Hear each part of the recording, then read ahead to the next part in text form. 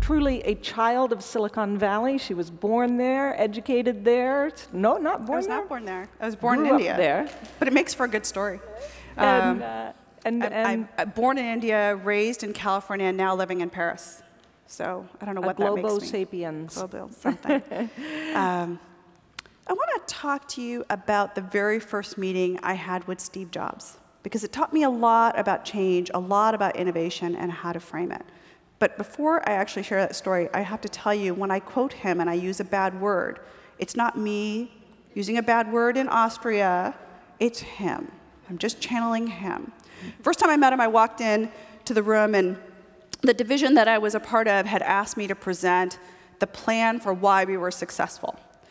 And the reason was Steve was coming back into the company, sort of going through a due diligence of reviewing what everyone was working on, with the idea, of course, that some would not make it through this little juggernaut of choices.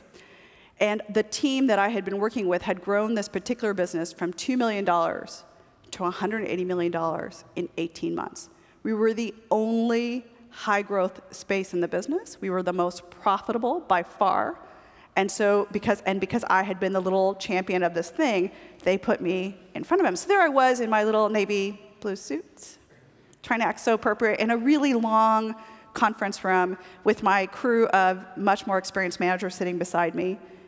And Steve walked in, and you can imagine what he was wearing. What was he wearing?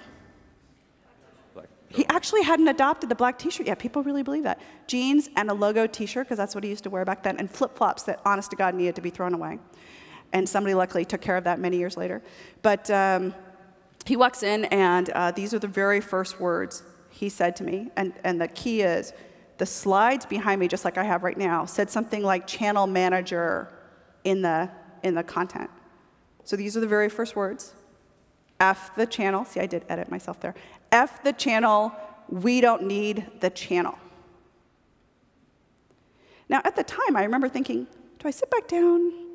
Do I just sort of like pretend this didn't happen? You know, and I actually looked over at my colleagues like, somebody give me a clue as to what my natural response should be here, because I had never been in a situation like this. And they kind of gave me this look like, we don't know. So I almost like pretended like that little moment didn't happen, and I'm just going to charge on. Because the thing was, I was looking at all this research in the industry that was saying how customers wanted to be closer to a company. And I had figured out how to mitigate that and grow this business and reach something that, you know, any company should logically want. So I was like, I have good position. He was looking at exactly the same data, and instead of figuring out how to mitigate that risk, he was saying we should figure out how to run towards the future. And that's really the dilemma I think all of us as operating leaders have, right? We have stuff we're doing today that's working and needs to work in order for us to be able to fund and do all the things we want to do in the future. And we kind of know the future's coming, but we hope we can hold it off long enough to be ready. And a couple years went by the way, so the meeting ends. I go back to my little computer. Honestly, these are the very first things I did. I went back and wrote to this guy who had offered me a startup opportunity, and I was like, yes, I think that sounds really good. So that started a different trajectory of my career. But the guy I ended up handing off the program to, and I would run into him at industry conferences and be like, oh, what are you doing now? Assuming, of course, it would be something completely different, because the stuff that we had started must have been killed. And it wasn't. And that confused me for a little bit. I was like, why would you signal so hard about the future and keep doing everything as if nothing changed? And I think he lived in this hybrid world. You have to signal hard for the future because people have a harder time preparing for the future. But of course, you're going to keep managing and operating as you need to today. And I think each of us have to kind of think about how do we live in those hybrid worlds. That's a lesson. And when I think back about those years and what has actually happened, I have some ideas about what it means about to invent or perhaps to reinvent the future. One is that it's never a question about looking around the corner and saying, gosh, that's never going to happen. It's to actually look around the corner and believe that some form of that will. The second is to actually be willing to let go of all the muscle memory and knowledge and expertise that you've gained up to that point. Because it's in your ability to unlearn that you're going to be able to pick up something new.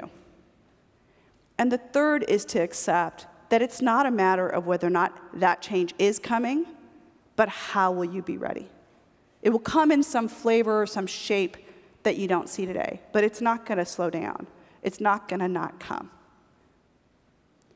And so I've been thinking a lot. So for years, I went on in tech. I ran a bunch of operating companies. And then I started thinking about what was actually causing people to succeed. And one of the big jobs I had for 10+ years was to go into companies and do transformational work.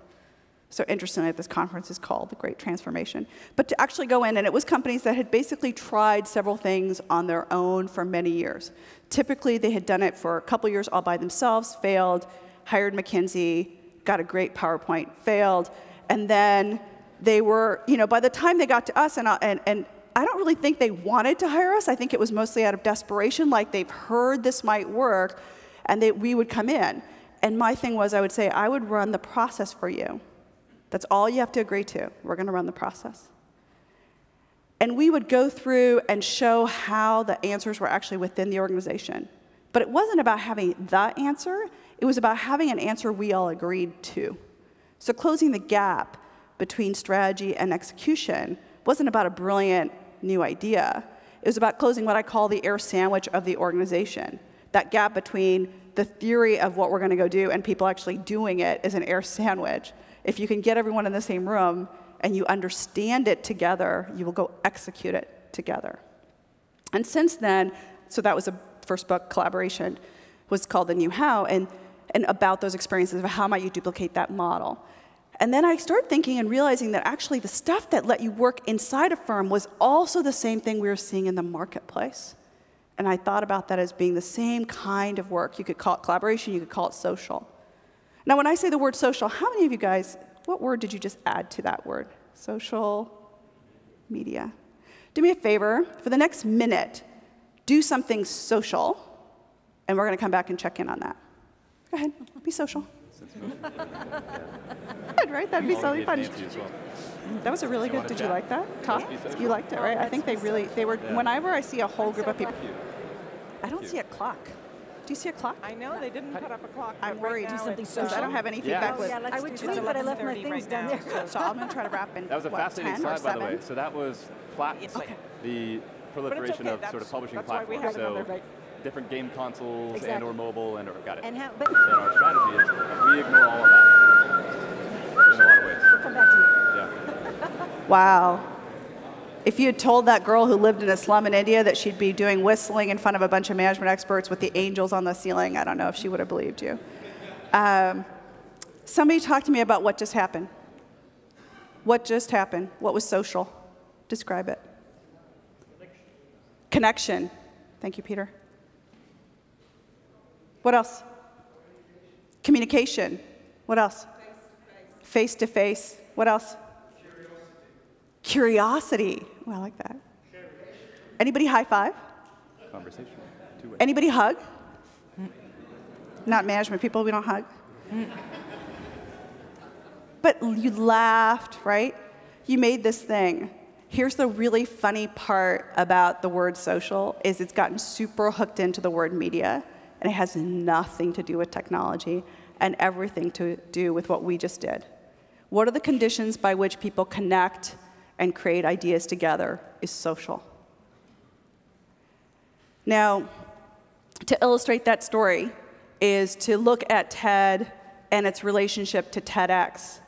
TED used to be a conference where a couple thousand people sat in a very small, confined room and listened to smart ideas. And at one point, they realized, gosh, these are pretty smart people sitting in front of the room. We might want to film it and share it. And then they had this idea of there might be other smart ideas other than what we know of in this room.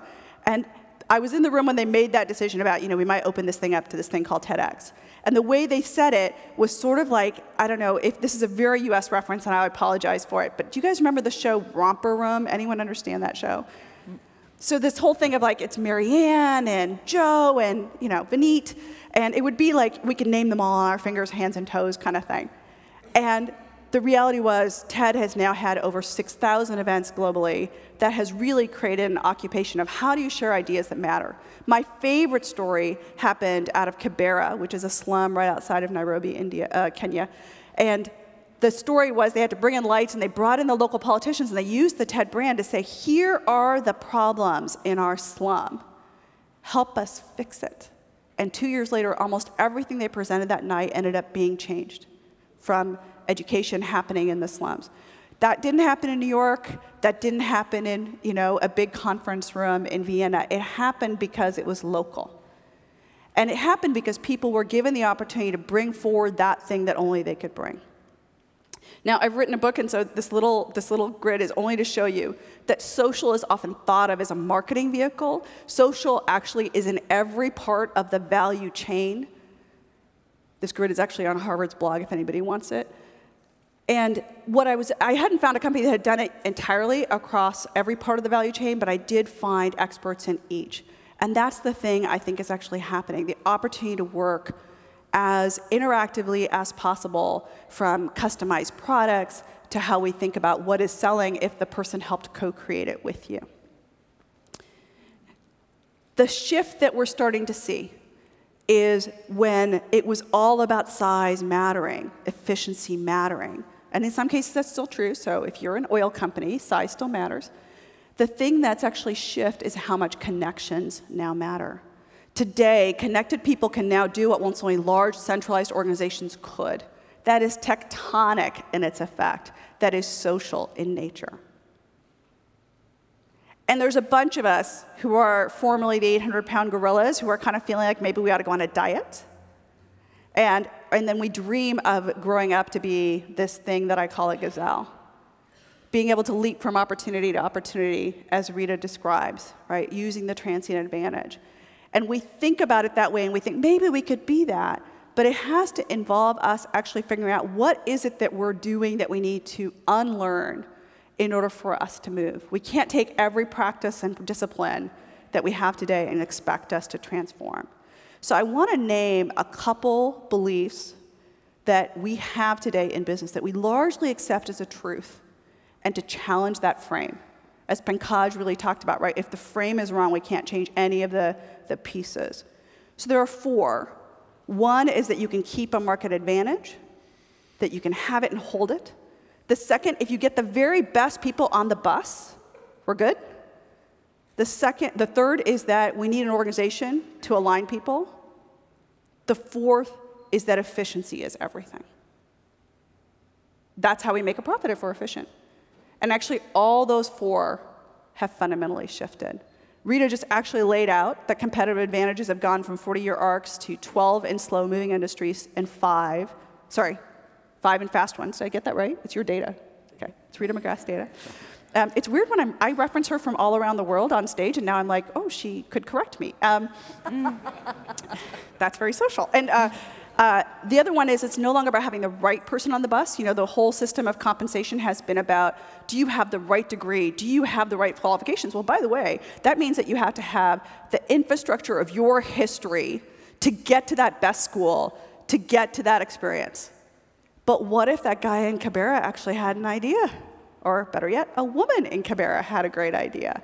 It now means that anyone can actually contribute. But it also means that we have to enable that and accept that even when we're wrong, those minority discussions can really help reshape the conversation we're having. Now, what I'm actually saying is that we're moving to a future and a transformation that is not about something you're going to create, but something that you're going to co-create. I'm going to wrap with 3 things that I think are really central to that. And of course, we'll discuss it more. The first is, who we are is what we make. And that talent I call onlyness. Genius, talent, find a word you like. I call onlyness because each of us is standing in a spot only you're standing in. It's a function of your history and experiences, visions, and hopes. And it's from that place that we're creating all value today. Not organizations, not capital systems, not machinery. Talent and ideas, which is based in onlyness. The second is that the aligning system no longer has to be organizational, but we do have to have something that glues us together. And I think that becomes a common flame, something we're running towards and with. And the third is that we have to create a culture that enables us to know how to work together. And that culture has to be about trust. How do we know what to expect from one another in order for us to rely on one another? And those three end up becoming tectonic shifts from, I have the right people on the bus, and I have them all in the right organization, and so on. So I will wrap and just say, we used to hold on and try to manage innovation as if somehow if we held it so tightly in our organization, we might get a diamond. And what we're actually saying is, if we unlock all the talent that is possible, we will unleash something we've never yet seen, an unlimited opportunity for us all. Thank you. Okay.